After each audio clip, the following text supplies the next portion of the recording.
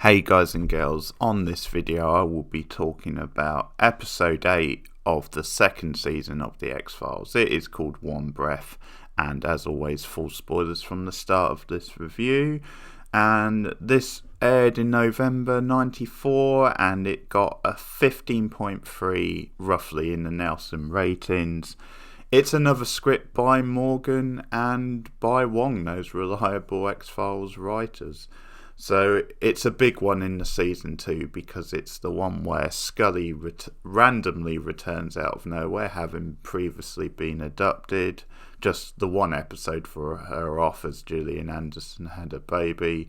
She's back in this one, and mysteriously she appears in a hospital bed in a coma with no knowledge from anyone about how she got there or how long she'd been missing or anything like that. All they can tell is by the blood tests and results is that Scully potentially doesn't have long to live, and that she's been in this coma for a long time now, and as her condition worse, more and more it's looking likely that she won't recover. Now, through some digging, through his connections with the lone gunmen, Mulder finds a little bit more out, finds that she's did come into contact with a non-human entity that may have infected her, but essentially they tell Mulder that then we can't do anything. Then there's nothing really you can do. All you can hope is that she pulls through, but there's no actual medical thing that can be done to Scully to save her at this point. Then it's a long shot that then she'll end up pulling through. So that becomes the tension and the drama of the episode. But even more than that, around Scully is the conflict between Mulder and Melissa, her sister, who we meet for the first time, and also her mother, and also Skinner and people like that, because Mulder's whole mission in this episode is to find out exactly what happened to Scully, why she's in the hospital, and he just doesn't want to give up hope on his partner. He wants to believe there is a way, so he starts digging around and contacting X and things like that. But the big theme in the episode is to do with religion or science, or it does go into the whole idea of kind of assisted death, which obviously was quite an early sort of idea in these days, I would imagine, but when to let a person go, and that becomes a debate between Mulder and Scully's family, because as it turns out in her prenate, Scully, because of her beliefs, instructed them if she was ever in this condition, she would like to be let go. So that becomes a disagreement. Mulder is very focused on finding out more and trying to find a way to get her better. Obviously, he suspects that the government and cigarette smoking man is involved, but the Scullys, kind of, as sad as it is, just want to respect Dana's wishes and let Scully go. So that becomes a whole thing, and it's a really good episode. It's really strong for the characters and what it does with them, and just the mythology and the story arc of the show.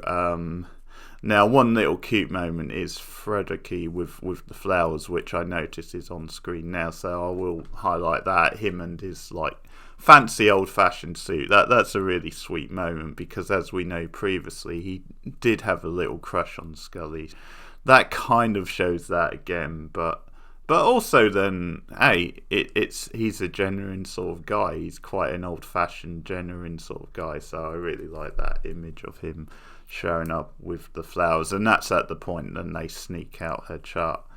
But the opening of the episode has quite a different idea, or a different way to open an episode, because we actually start with Scully's mother and her voiceover, and it's a scene from the past with Scully going hunting with her brothers, and they're teaching her how to shoot animals, basically. And what happens is that the parents aren't around, but she shoots, I think it's a rabbit, and no, it was a snake, sorry, because rabbit, snake, how did I get those two confused? But it's a snake, which is obviously coming towards them, and she shoots it, and when she realises that she's killed it and it can't come back because young age and everything else, it really hurts her. And the point of the story is that it's a turning point in Scully's belief.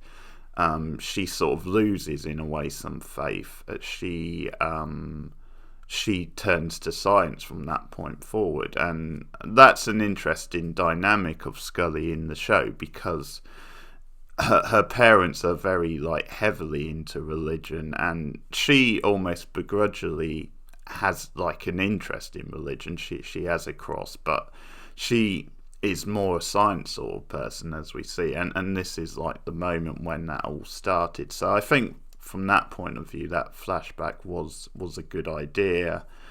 And her mother, she says, now with Scully missing and potentially dead, this is the first time I can understand how my daughter felt on that day. But yeah, I only really have one complaint with the episode, and that is then I think certain scenes like that, although I like what they did with that scene, but there's certain scenes in this episode which make up some of the big visual moments where we actually go inside Scully's head, where she's having these visions, and they're all to do with sort of religion. So at one point, we see this Nurse Owens character who's beside Scully's bed and is encouraging her to wake up. She's saying to her, then we all have our time, but this isn't your time. And we see her in the dream, and we get this quite heavy-handed metaphor with Scully in a boat, essentially, she's adrift on a lake, and Nurse Owen is at the other end, and it's this very maybe clunky sort of 90s visual metaphor that maybe wouldn't get used today, but it's meant to be a representation of Scully being adrift in a coma, and Nurse Owen's literally trying to call her back and say, no, this isn't your time.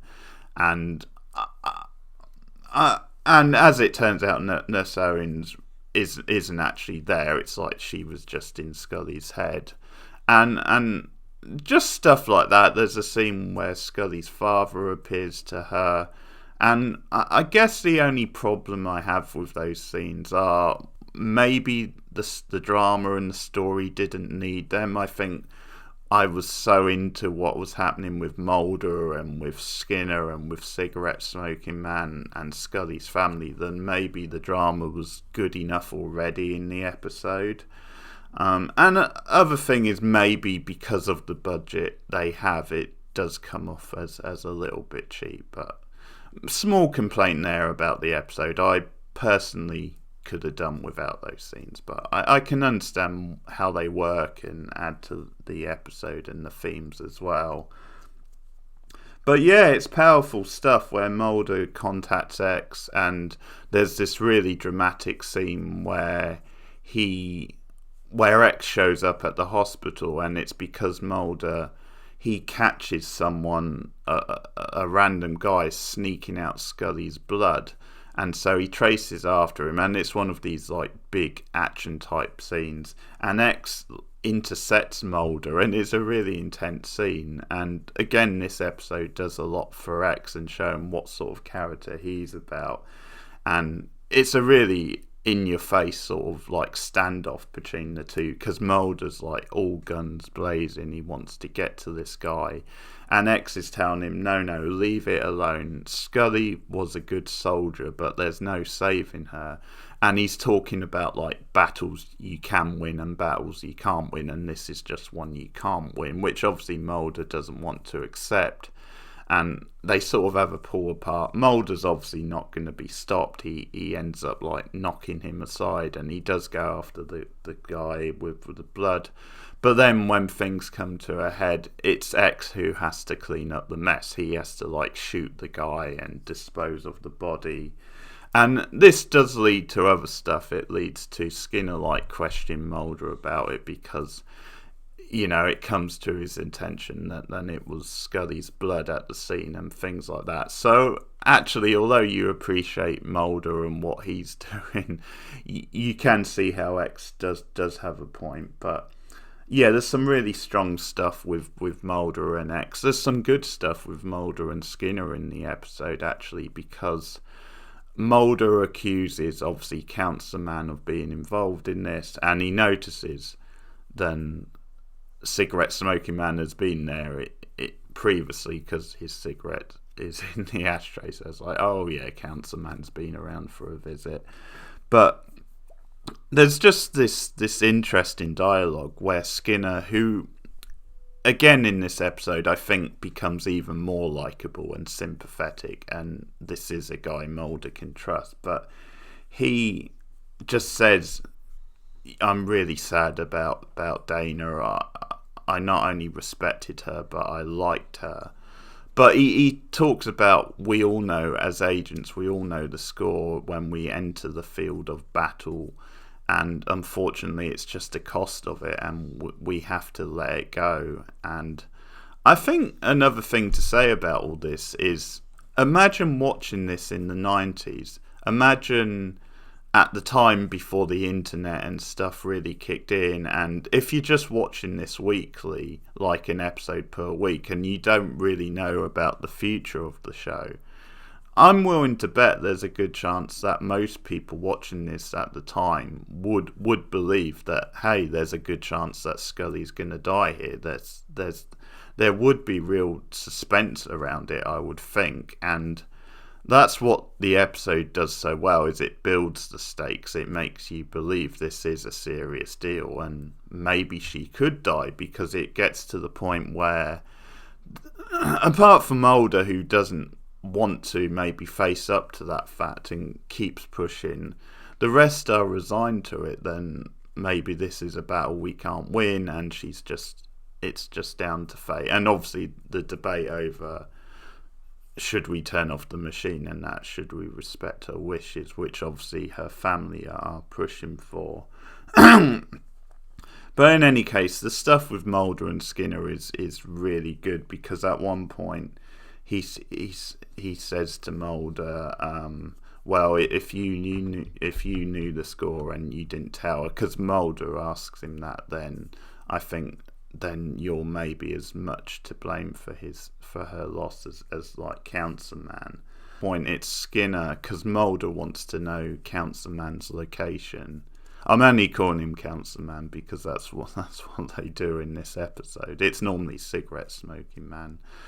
And Skinner obviously at first appears as though he's not going to do that, but later on he this is a bit of a random scene, but when Mulder's in the cafeteria at the hospital talking to Melissa, it's it's obviously gotta be Skinner. Well, it's confirmed later, but he sneaks a brand of Council Man's cigarettes, that sort of packet, into a vent. Inside is a note with the address for Council Man, and Mulder catches up to him, and again it's another really good standoff where cigarette smoking man tries, in his own way, to justify what he's doing, saying, my work is important for protecting the public, saying things like, I actually like Scully, that's why she was returned to you. And he sort of poses questions back and forth to Mulder, and Mulder's obviously in this sort of mindset where he could sort of shoot him, but cigarette smoking man essentially calls his bluff on that, and says then you won't, because that's not in your nature, that kind of thing. So it's another really dramatic, well played scene, and I think this episode definitely goes to confirm cigarette smoking man / Council Man as the main villain of the show at this point. He is just really ice cold in this scene, but he's one of these villains where there is a richness to him as well, because he just believes in this stuff. I think there is a side to him that believes he is doing the right thing. And in future episodes, future seasons, the show I think is going to look at that more, because it's going to look at obviously a season 4 episode in particular, how he was once a version of Mulder almost. He sees Mulder as like a son type thing. So that's all really meaty stuff that we're going to get into in future seasons. But really the character stuff in this episode is just on the point, and the drama and tension of the story, because I think it's after this scene where Mulder maybe is resigned to losing Scully. He wants to resign from the FBI. Skinner refuses his resignation, and Skinner actually tells a very harrowing story about his time in Korea, where he kind of got lost in the moment, and he killed like a Korean boy. He shot him, and it's this, you can really see the scars on Skinner, and Mitch Pileggi does a great job in conveying that. But the point of the story is that day has lived with him ever since, and he hasn't looked past it. He's a guy who will not look past that stuff, and he says, Mulder, you are, and that's why your resignation is unacceptable. And again, it's just stuff like that with Skinner as a character, and the metaphor, how it adds to the episodes and its themes, which just makes it an all-round sort of satisfying episode. Stuff with Melissa and Mulder, there's the stuff where, because she's very spiritual, and when she first meets Mulder, she claims that she's spoken to Scully, because she says, I've been instructed to call you Mulder, I think, not Fox. So that sort of stuff, and it gets Mulder off on a bad foot. But it sort of brings up the question, if the spiritual stuff isn't real, then how would Melissa know that, unless she's just heard it from Scully at some point before. But whatever, it leads to this thing where she tries to engage Mulder in like this sort of exercise where they put their hands over, and it's meant to be like a spiritual way to like contact Scully, and Mulder just gets really annoyed with her and says, I can't be standing around with this, mamby pants. I can't remember the phrase he uses, but he's quite demeaning about her and her spirituality. And there's some good discussions with Melissa and Mulder, and it's a credit to the episode that Melissa just isn't like a cipher. She's not a throwaway character who you're meant to believe is a bit airy sort of fairy. You do like her and sympathise with her and her beliefs, whether you have the same beliefs or not, because there's a good line from her talking about how we put people on machine like ventilators to try and preserve their life, but in a way what we're doing is we're preserving a life which is just meant to end. And obviously Mulder doesn't want to hear that. He doesn't want to give up belief. But that's a really good moment and scene for Melissa, where she actually makes a good point, anticipating that Scully doesn't have long to live. She comes to Mulder's house or apartment, and this is at the point where he's waiting for, because X has said that a couple of guys are meant to visit him, and they're crucial to like him getting information. He gives Melissa the cold shoulder because he's waiting for them, but this becomes a choice, because Melissa says, I would think you would want to be there for her, and Mulder's like, well, I would, but I can't. And she just puts it really bluntly to Mulder, I would expect you to be able to get over your insecurities and just be there for Scully, and I expect better from you. Dana would expect better from you. And it's a really powerful line, and it obviously gets to Mulder because he actually does come to the hospital, and that's when Scully mysteriously sort of wakes up and does come around, and obviously there's no answers to why really, but maybe just the powers that be counsel man, if they do have that sort of power, which we're led to believe they do, then he has maybe made the choice to keep her alive, to revive her for whatever reason. Maybe he's connected a bit with Mulder and actually wants to do it for Mulder, or maybe in the bigger mission he thinks for some reason it's better to have Scully around, or maybe Scully just naturally pulled through, which obviously sometimes happens even with bad comas. I think it's kind of cool that we don't get the answer. I think that sort of makes it all the more interesting than they don't actually tell you why she comes around. But she's back at the end of the episode, and there's another cute Mulder and Scully moment where Mulder actually brings her as a gift in hospital. He brings her like highlights of like classic Super Bowl finals and winners, and that's such a Mulder thing to do, and it's something him and Scully share, this sort of unconventional thing where he will bring her quite sort of laddie style gifts. So that's really sweet as well. So yeah, really good stuff throughout the episode. I'm gonna give it 8.5. I might rewatch it and it might go a bit higher. It's probably just some of that stuff I was talking about before with the visions, and some of that I'm just not that keen on, but it does hit all the notes. But yeah, I'm looking at 8.59 out of 10. It's a really strong episode, really good stuff.